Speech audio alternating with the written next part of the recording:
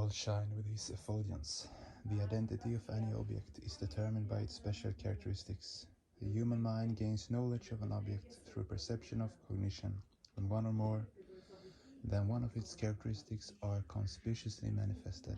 Thus we understand that this is water, that is fire, this is a deer, that is night, this is kindness, that is experience, and so on. These characteristics are indicative of certain actions, that is, the objects give expression to their inherent characteristics through actional expressions. Hence the nature of influence that is exerted by one object on another is what is called its special characteristics. Actional expressions are determined by the nature of the gunas, binding principles. Where there is no guna, there is no actional expression. Consequently, there is no manifestation of the inherent characteristics of an object. An entity in which the gunas operate is called baddha purusha, one in bondage. An entity in which the gunas such entities exist throughout the universe in various abstract and concrete forms. Having been limited by the gunas to certain lines of demarcation, it is possible to perceive them with the help of the physical senses as well as the mind. The gunas bring the abstract within the scope of the world of perception, conception and sensation. The body and mind of the microcosm are under the bondage of Maya. So microcosmic consciousness is also Baddha Purusha. By its actional expression, it tries to maintain an existence separate from the macrocosmic consciousness. What is the difference between Baddha Purusha and Brahma? If Brahma were also the manifestation of the play of the gunas, then he would also have certain characteristics. But no, Brahma is not in bondage. The gunas exist within him, but in a dormant form, subservient to him. Due to the association with the gunas, he is called Gunadisha. For the external manifestation of the gunas, a second entity is essential. Just as a path is necessary if one wishes to move, and food is necessary if one wishes to eat, but Brahma is infinite and endless, one without a second.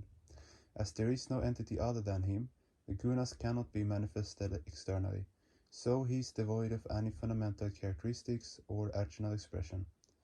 Natasya karyam karanansha vidyate na tatsa masha vyadikshasha driyate parasya shaktir vivita eva shruyate swabhabiki jnana bala kriyacha.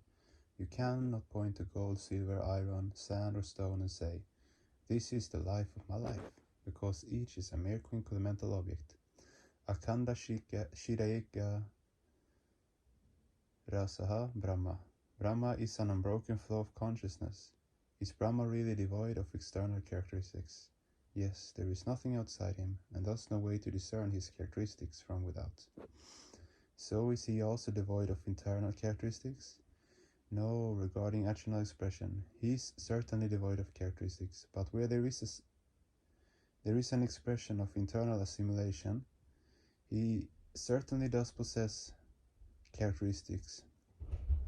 In his internal body, there is an incessant flow of thought, which causes the creation, maintenance, and dissolution of the entire universe. This macrocosmic thought process originates and functions within the cosmic mind. It takes place due to the influence of the three gunas. Hence he is the Mayadisha, Lord of Maya, and Gunadisha. And being Gunadisha, he is also Saguna Brahma, attributional Brahma, and as such possesses certain characteristics. Yatova imani bhutani yayante yena yatani jivanti yat prayantya bisham vishanti tadviyana sasva tad Brahma. All the created beings emerge, are maintained and finally dissolved in the flow of cosmic ideation. So try to know that supreme entity, the veritable Brahma. In Tantra, the same idea has been expressed. Yato vishvam samudbhutam yena yatansha tishtati yasmin sarvanni viyante yanayam tad Brahma lakshan inaya. The entity in whom the creation, preservation, and destruction of the universe takes place is Brahma. The characteristics of Brahma, which have been described in the Vedas or in Tantra, are only in the form of connection, as internal psychic thoughts, and not as in the form of externalized actions. Rishi Shveta Shvetara rightly observed, Natasya karyam karanansha vidyate. He is neither an agent nor an instrument of action, karana. What is the meaning of karana here? The instruments of or machines through which the mind performs actions are the body and brain. There are two types of karana: vahi karana, external instrument, and anta karana, internal instrument. In the case of human beings, the external instruments are the 5 sensory and 5 motor organs. These organs help them to perform actions while being in contact with external physicalities and to externalize their inherent macrocosmic characteristics. Mental thought processes are expressed through the internal instruments, namely the mind and the internal indriyas, the mental ears, eyes, hand, vocal cord, etc. Karana does not directly mean these internal instruments. It refers to the karan, external instruments. And that is why it has been mentioned that Brahma has no karana. For the entity outside whom nothing exists, there is no object to be held, no path to be walked on, no form to be seen, nor any sound to be heard. Thus he has no external organs either. In the beginning he made a resolve, sankalpa. I am one, let there be many. His imaginative flow has now taken the form of a universe. His vast mind, which made this resolution and from which the flow of imagination vikalpa emerges, is endowed with the infinite possibility. Hence numerous entities are being created at a time. His vast mind pervades each of his mental creations, having complex structures, microcosms.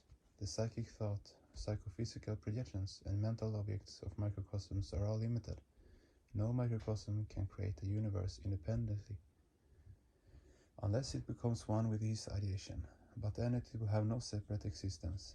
The macrocosmic mind remains unassailed in all circumstances, for he is the only one, he is the supreme authority, the entity who becomes active within his vast cosmic body, exerting a tremendous influence over the microcosms is Maya.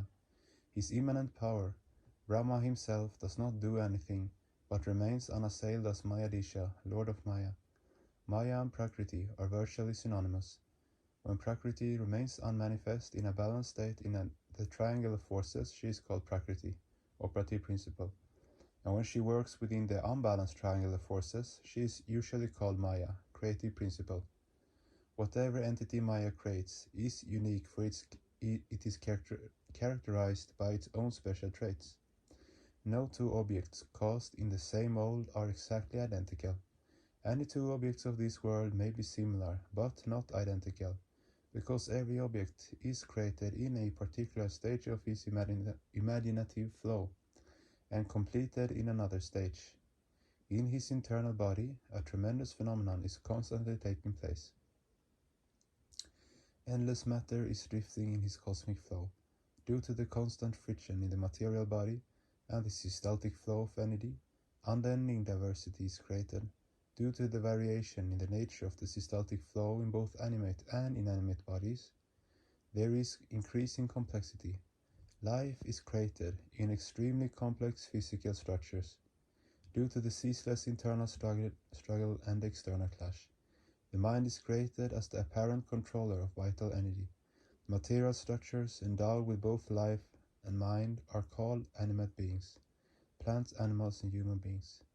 Microcosms endowed with the physical body, Annamaya Kosha, psychic body, crude mind, subtle mind, and causal mind, are the natural expressions of the Supreme Entity.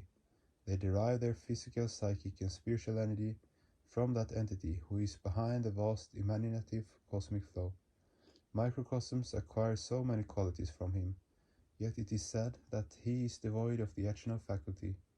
The physical bodies of microcosms are nothing but the mind stuff of the macrocosms. No matter how crude an object might be in the relative world, it is nothing but the psychic thought wave of the macrocosm. Whatever microcosms imagine in their chitta remains as a thought and is not perceived externally. And the physical body, which is perceived as a reality by the macrocosms, is only a transformed state of cosmic ectoplasm. The psychic body of the microcosm. The psychic body of the microcosm is nothing but the mental power of the cosmic mind, concentrated in certain of its subcenters. The physical structures are also subcenters. Due to the differences in the complexity of the structures, there is a greater or lesser degree of expression of psychic energy. The spiritual power of the microcosms is nothing but a shadow of the reflected macrocosmic consciousness on the microcosmic mental plate. Even though there is immense diversity in the cosmic body of Brahma, he remains his usual singular self, being neither karana, instrument of action, nor action. He has no external perceptible characteristics. Natasya kashit pati rasti lokena veshita naeva sha tasya lingam sakaranam karana dipa dipona kasya kashi yanita nacha dipaha.